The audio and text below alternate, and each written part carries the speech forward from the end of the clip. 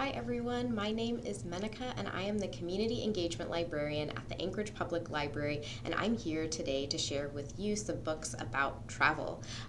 Before I get started, I do want to recognize that I am filming this at the Lusac Library, which is on the traditional unceded lands of the Dena'ina. So I know that January can be a really hard month for folks. It is really dark, it is cold, it's right in the middle of winter, and spring seems a long ways off. So I thought that sharing some books around travel might be kind of a nice break from the winter. So whether you're looking to actually plan a trip or just hoping to kind of escape the winter from the confines of your own home, I hope that you will see something today that sparks your interest. So the first book that I am going to share with you is called 50 Places to Bike Before You Die. And so we have a number of these books that are kind of just lists of different types of places to visit. So like the best hikes or the best places to eat, all that kind of thing. And so I highly encourage you to come and just explore what we have. This book is pretty cool. It has some different bike trips, and it also has tips for like if you were to visit these different places, what things could you expect and what suggestions they have. So in the same vein, we also have a lot of handbooks around traveling. So this one is called the Solo Travel Handbook. We've also got ones on how to travel with kids, how to travel on a budget, that kind of thing. And this one's put out by the Lonely Planet. So these are really helpful because it kind of gives you a way to think through some of the challenges you might encounter and kind of plan ahead so that you can have the best trip possible. One of my favorite things to do when I travel is to explore art and museums, and so the next couple that I'm going to share with you are in that theme. This is the Museum of Whales You Will Never See and Other Excursions in Iceland's Most Unusual Museums. And I didn't realize this, but Iceland has about a population of about 300,000, so pretty close to Anchorage, but they have 270 some museums, which is a lot of museums for a relatively small place.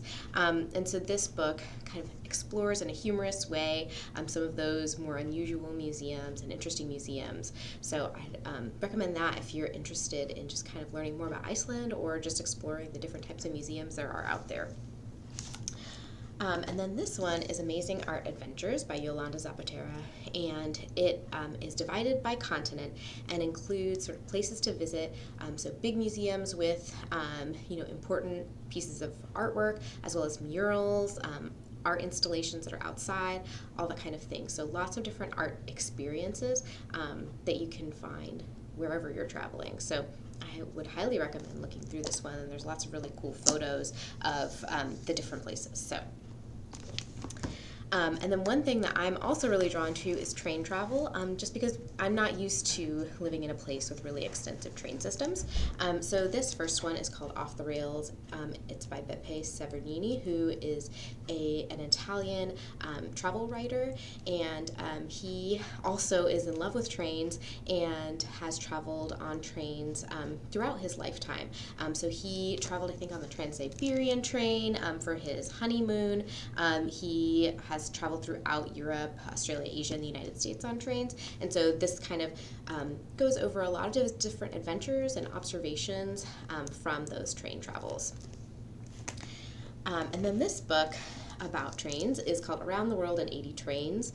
So it is by Monisha Rajesh, who decided to plan a trip where she would travel around the entire world in 80 trains. So she meticulously planned a 45,000-mile trip with her fiance, and then went for it. So if you're interested in sort of traveling all around the world or just reading about someone traveling all around the world by train, this is a great one. And then this one is by Gabriel Garcia Marquez, who you might recognize from the book 100 Years of Solitude. So he used to actually work as a journalist at a newspaper in Colombia. And so this book is sort of the collection of newspaper articles that he wrote about the journeys of some sailors who were shipwrecked. So there were 8 sailors who were washed overboard and they disappeared. No one could find them for 10 days, and then they turned up on this deserted beach. So this follows their journey. So kind of like a what you hope won't happen when you travel story. And then this one is a collection of travel writing. So we have a lot of collections of travel writing. So if you're looking for something that's maybe a little bit more bite-sized and you want to be able to just pick and choose essays to read, we've got lots of those. This one is called Something to Declare, and it is a collection of lesbian travel writing by lesbian authors. It's edited by Gillian Kendall, and more so than giving like advice about places to travel or things to do, it's more of a reflection on wanderlust and sort of the feelings that arise when you travel. So that is Something to Declare. And then the last book I'll share with you is kind of a mix of memoir and travel writing. It's called Braver Than You Think. And the author is Maggie Downs, and her mother had a whole list of places that she wanted to visit before she died, and would tell her daughter all about that. But her daughter was sort of not as excited, or maybe a little bit nervous about the kinds of travels that her mom wanted to go on. Well, when her mom is diagnosed with early onset Alzheimer's, Maggie realizes that her mom's not going to get a chance to visit these places, and so she decides to go and visit those places on her own.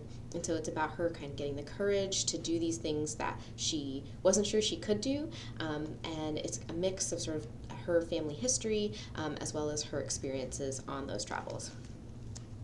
So I hope you found something today that seemed interesting and might help get you through this hard month. If there are other books around travel that you're interested in finding, please give us a call or drop by the library to check in with us, and we'll help you find what we can. And I didn't mention this before, but all of these books are here at LUSAC, but no matter which of our 5 branches you use, you can check any of them out. So feel free to give us a call or place a hold on a title online, and we will get you that book. Thanks so much for tuning in, and we will see you next time.